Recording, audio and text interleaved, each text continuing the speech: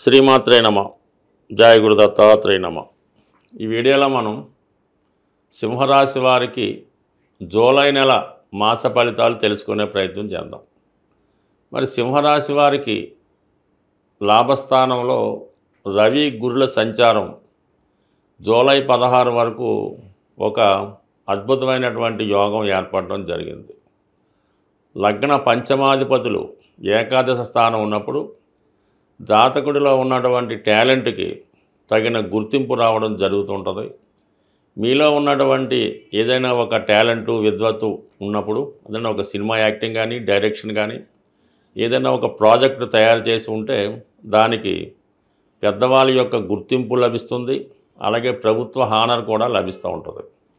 అలాగే మీరు ఇప్పుడు చేసినటువంటి ఏ ప్రయత్నమైనా అది ప్రజాదరణ పొందడం జరుగుతూ ఉంటుంది. అటు మీరు వ్యక్తిగత వృత్తిలో ఉన్నా రాజకీయ రంగంలో ఉన్న చాలా వరకు మీ యొక్క అభివృద్ధి మీ కుటుంబానికి గర్వకారణం అయ్యే విధంగా ఉంటుంది. అలాగే మీ కుటుంబంలో మీరు ఒక గొప్ప వ్యక్తిగా నిలబడే అవకాశం ఉంటుంది.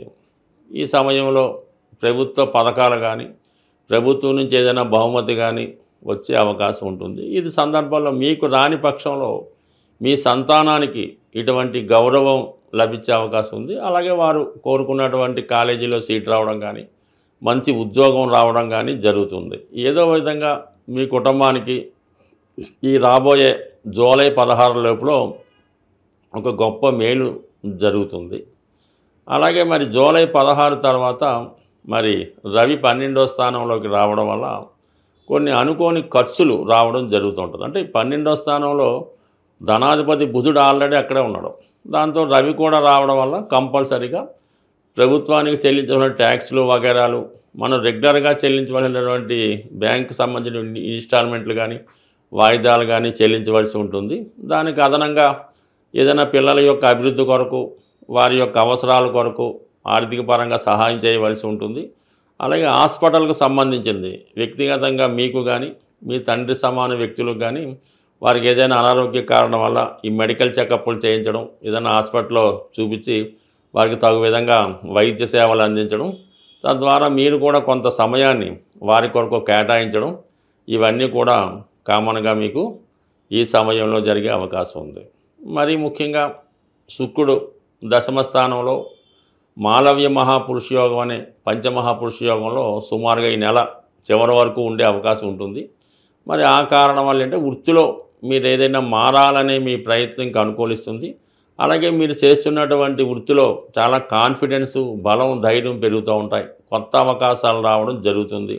అలాగే కొలీగ్స్ యొక్క సహాయ సహకారాలు మీకు లభించడం జరుగుతుంది. చాలా వరకు ఈ సింహరాశిలో ఏదైనా ఫీల్డ్లో ఏదైనా సినిమా పరిశ్రమకు సంబంధించిన దానిలో, ఎంటర్టైన్మెంట్ ఫీల్డ్లోనూ, ఈ ఫ్యాషన్ డిజైనింగ్ సంబంధించిన దాంట్లో ఉన్న వాళ్ళకి ఈ శుక్రుడు బలవంతుడై దశమ స్థానంలో ఈ పంచమహాపురుష యోగంలో ఉండడం వల్ల కంపల్సరీగా మీ టాలెంట్కి తగిన గుర్తింపు రావడం జరుగుతుంటుంది. గతంలో ఆగిపోయినటువంటి పనులు ఏవైనా ఉంటే తిరిగి ప్రారంభం అవడం వల్ల మళ్ళీ అది పట్టాలెక్కడం, మీ యొక్క కృషికి తగిన గుర్తింపు కూడా రావడం జరుగుతుంటుంది. బట్ ఏదైనా ఈ సింహరాశిలో ఉన్నటువంటి స్త్రీలకి అటు నూతన ఉద్యోగ అవకాశాలతో పాటు వారికి ఏదైనా పెండింగ్ పనులు కానీ ఉన్నా, ఉద్యోగ ప్రయత్నాల్లోని ఇబ్బందులు ఉన్నా ఇవన్నీ జరుగుతాయి.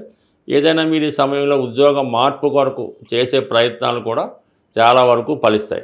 బట్ ఏదైనా సింహరాశి వారికి చాలా గ్రహాలు అనుకూలంగా ఉండడం జరుగుతుంది. అలాగే రాశి యందు కుజగ్రహ సంచారం ఉండడం వల్ల ఏ పనైనా చాలా వేగవంతంగా చేసే ప్రయత్నం చేస్తారు. అటు భూములు, స్థిరాస్తులపై ఉన్నటువంటి వ్యవహారాలు చాలా వరకు సెటిల్ అవుతాయి. అలాగే భాగ్యాధిపతి రాశి యందు ఉన్నప్పుడు చాలా వరకు దూర ప్రాంతంలో ఉన్నటువంటి పుణ్యక్షేత్రాలు దర్శించడం కానీ, ఏదైనా ఒక తల్లిదండ్రుల యొక్క సమస్యలు ఏవైనా ఉంటే వాటిని పరిష్కరించే ప్రయత్నంలో ఎక్కువగా ఆలోచిస్తూ ఉంటారు. అంటే కేతువు కూడా రాశి యందు ఉన్నప్పుడు చాలా ఆధ్యాత్మిక చింతన పెరుగుతూ ఉంటుంది. గతంలో ఉన్నటువంటి పట్టుదల కన్నా ఏదైనా సాక్రిఫైయింగ్ నేచర్ 10 మందికి ఉపయోగపడే పని అయినా చేస్తామనే ఆలోచన ఉంటుంది. ఏదైనా ఒక పని ఎంత తొందరగా దాన్ని టేకప్ చేస్తారో చాలా వరకు మధ్యలో ఆగిపోయే అవకాశం ఉంది. అందుకని అదే ఒక ప్రయత్నంతో చేస్తే తప్ప ఆ ప్రయత్నాలు చాలా వరకు మధ్యలో ఆగిపోయే సూచనలు ఉన్నాయి. కాబట్టి ఏదైనా ఒక పని మనం చేద్దాం అనుకున్నప్పుడు అది ఎంతవరకు మనం చేయగలము అని మాత్రమే మీరు ఆ పని ప్రారంభించండి. అవతల వారికి మీరు ఆ పని చేద్దామని చెప్పినప్పుడు కూడా ఆ విధంగానే మీరు ముందుగానే ఆలోచించి నిర్ణయం తీసుకోవడం మంచిది. ఎందుకంటే ఇప్పుడు మీకు జరుగుతున్నటువంటి అష్టమ శని ప్రభావం వల్ల చాలా వరకు మనం అనుకున్నది చేయలేకపోతుంటాం. ఇతరులకు ఏదో ప్రామిస్ చేయడం, అది సకాలంలో చేయలేకపోవడం వల్ల వారు ఇబ్బంది పడడం, తద్వారా మీరు మాట పడడం కూడా జరుగుతూ ఉంటుంది. అలాగే దాంతో సప్తమంలో రాహు ఉండడం వల్ల మీకు తెలియకుండానే మీ చుట్టూ శత్రువులు చేరడం, మీరు చేసే ప్రతి ప్రయత్నాన్ని ఇతరులకు తెలియజేయడం కానీ, అలాగే అది ఆ పని జరగకుండా ఏదో విధంగా అడ్డుపడడం కానీ జరుగుతూ ఉంటుంది. ఈ రాహు ఏంటంటే ఎప్పుడో జరిగిపోయినటువంటి చిన్న చిన్న పొరపాట్లు ఇప్పుడు వెలుగులోకి తీసుకురావడం, మిమ్మల్ని ఏదో విధంగా ఇబ్బంది పెట్టాలనే ప్రయత్నాలు కూడా జరుగుతుంటాయి. బట్ వ్యక్తిగతంగా అటు అష్టమ శని, సప్తమంలో రాహు చాలా వరకు వివాహ సంబంధించిన విషయాల్లో ఇబ్బంది పడుతుంటాయి.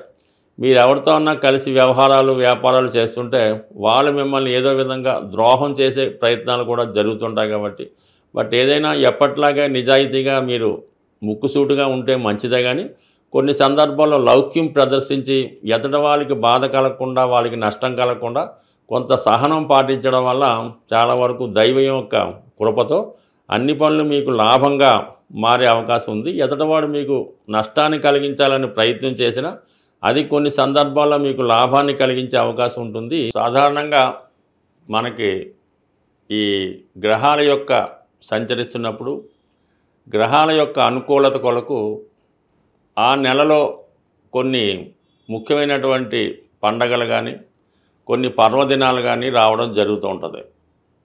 మరి మనం ఏ నెలలో అయితే సమస్యలతో ఉన్నామో ఆ నెలలో వచ్చినటువంటి అంటే కామన్గా మాస శివరాత్రి, సంకష్ట చతుర్థి కామన్గా చేసుకుంటూ, మరి ప్రత్యేకంగా ఈ జూలై నెల 25వ తారీఖు నుంచి అంటే జూలై 25 నుంచి శ్రావణ మాసం ప్రారంభమవుతుంది. శ్రావణ మాసం ప్రారంభంతోనే మనకి వరలక్ష్మి వ్రతం అంటే శుక్రవారం స్టార్ట్ అవుతాయి. ఈ 4 శుక్రవారాలు అంటే శ్రావణ మాసంలో వచ్చినటువంటి మొదటి శుక్రవారం మొదలుకొని ఇంచుమించుగా నెలాఖరుకు వచ్చే 4 కానీ 5 కానీ శుక్రవారాలు ఉంటాయి కదా.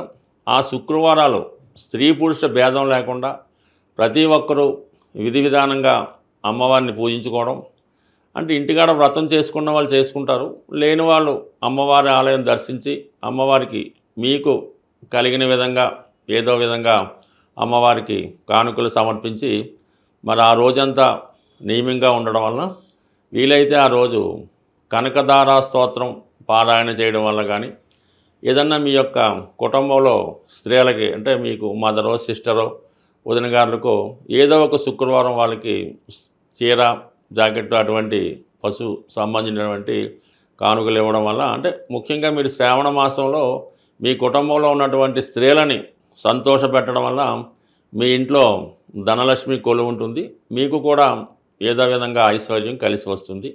అలాగే ఇది మొత్తం నెలంతా కూడా ఆషాఢ మాసం ఉంటుంది కాబట్టి ఈ ఆషాఢ మాసంలో కూడా ఇది అమ్మవార్లకి ఇష్టమైన రోజు కాబట్టి, అలాగే వారాహి నవరాత్రులు కూడా ఇదే సమయంలో అటు ఇటుగా జరుగుతుంటాయి. వీటన్నిటిలో మీరు మీ గ్రామదేవత ఎవరైతే ఉంటారో, మీ కులదేవత ఎవరైతే ఉంటారో ఆ దేవాలయాన్ని దర్శించి అమ్మవారికి ఒడిబియ్యం సమర్పించడం వల్ల ఏదైనా మనం ఈ లక్ష్మీ స్వరూపాలైనటువంటి అమ్మవారిని పూజించుకోవడం వల్లకి అనువైనటువంటి రోజులు ఈ శ్రావణ మాసం అలాగే ఆషాఢ మాసం. అందువల్ల కంపల్సరీగా మీ గ్రామ దేవతను సందర్శించుకొని ఆ అమ్మవారి యొక్క ఆశీస్సులు పొందడం వల్ల ఆర్థిక పరంగా చాలా సక్సెస్ పొందడం జరుగుతూ ఉంటుంది. అలాగే వీలైతే ఈ నెలలో ఏదో ఒక సోమవారం కానీ ఏ రోజన్నా పర్లేదు శివాలయంలో మారేడు దళాలతో శివుణ్ణి అభిషేకం చేయడం వల్ల మీకు ఎటువంటి ఆర్థికపరమైన సమస్య ఉన్నా తొలగిపోయే అవకాశం ఉంటుంది. స్వస్తి.